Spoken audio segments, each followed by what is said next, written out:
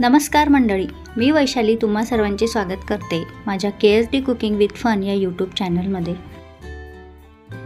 तुम्ही देखील माझ्यासारख्या त्याच भाज्या खाऊन कंटाळले आहात का? कंटाळले असालच तर मग आजची रेसिपी फक्त आणि फक्त तुमच्यासाठी। तर आज आपण अत्यंत पारंपरिक पद्धतीने बनवलेले गावाकडे जसे बनवतात तसे मुटकुळे बनवणार आहोत। यालाच बऱ्याच ठिकाणी कढी गोळे, मुटकुळे किंवा डुबुक वडे देखील म्हणतात। अतिशय चवदार होतात, तोंडाची अगदी चवच बदलून जाते।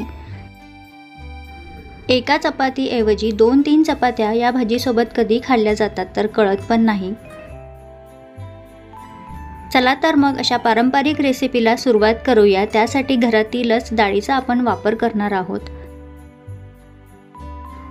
तर मुटकुळे बनवण्यासाठी मी इथे 1 वाटी चण्याची डाळ 3 ते 4 तास भिजत ठेवलेली होती। हे बघा, डाळ छान भिजलेली आहे।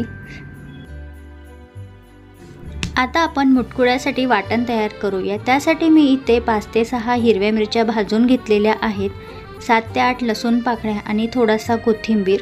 हे सर्व पदार्थ मिक्सरमधून जाडसर आपण वाटून घेऊया। हे मुटकुळे बनवताना थोडासा तिखटच बनवा, तर त्याची चव आणखीच छान येते। हे बघा, अशा प्रकारे हे मिरचीचं वाटण मी वाटून घेतलेला आहे। आता आपण कढी तयार करण्यासाठी घेऊया। त्यासाठी मी इथे 2 ते 3 चमचे चण्याचं पीठ म्हणजेच बेसन घेतलेला आहे। त्यामध्ये हिरवी मिरचीचं 1 चमचा वाटण आणि थोडीशी हळद। या मुटकुळ्यांसाठी मी ताकाची कढी बनवणार आहे, तर त्यासाठी ताक घेऊन हे बेसन आणि वाटण व्यवस्थित मिक्स करून घेऊया। कढी बनवताना जर तुम्ही हिरव्या मिरचीचं असं कच्चं वाटण ताकामध्ये मिक्स केलं तर कढीची चव आणखीच खूप छान होते।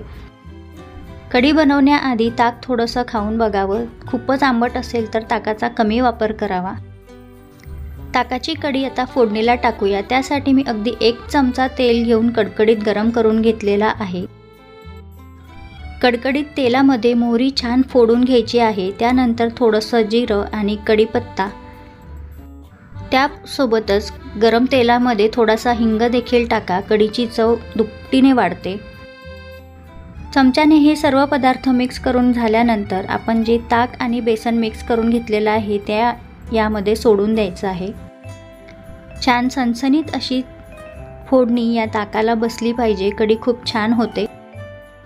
फोडणी झाल्यानंतर आता यामध्ये आवश्यकतेनुसार पाणी मिक्स करावं। तुम्हाला जशी आवडते तसं यामध्ये पाणी मिक्स करून घ्यायचं आहे।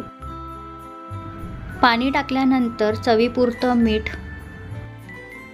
आता आपण मुटकुळे तयार करून घेऊया। त्यासाठी आपण जे हिरव्या मिरचीचं वाटण वाटून घेतलेलं होतं त्यामध्ये चण्याची डाळ टाकून थोडीशी जाडसर वाटून घ्यायची आहे।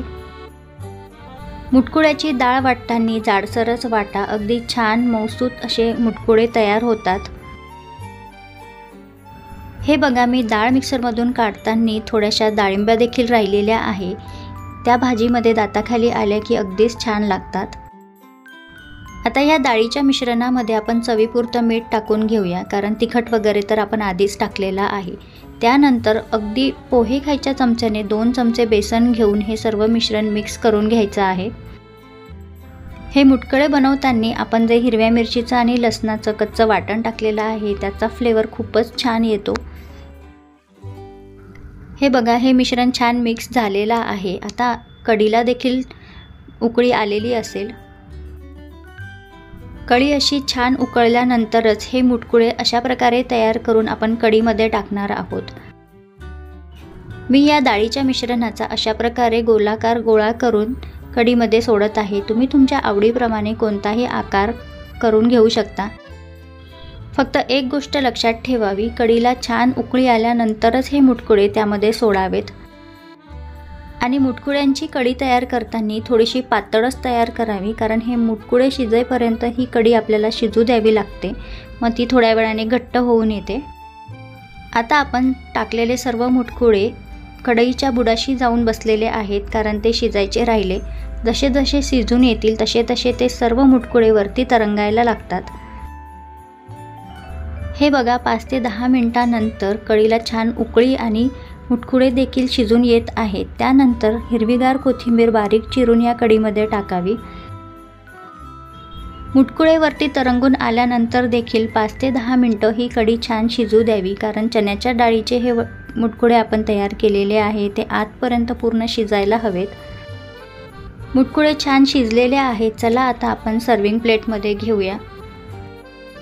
ही मुटकुळ्याची भाजी अतिशय चवदार होते, तोंडाची अगदी चवच बदलून जाते. ही भाजी तुम्ही चपातीसोबत, पोळीसोबत, भातासोबत अगदी आनंदाने खाऊ शकता.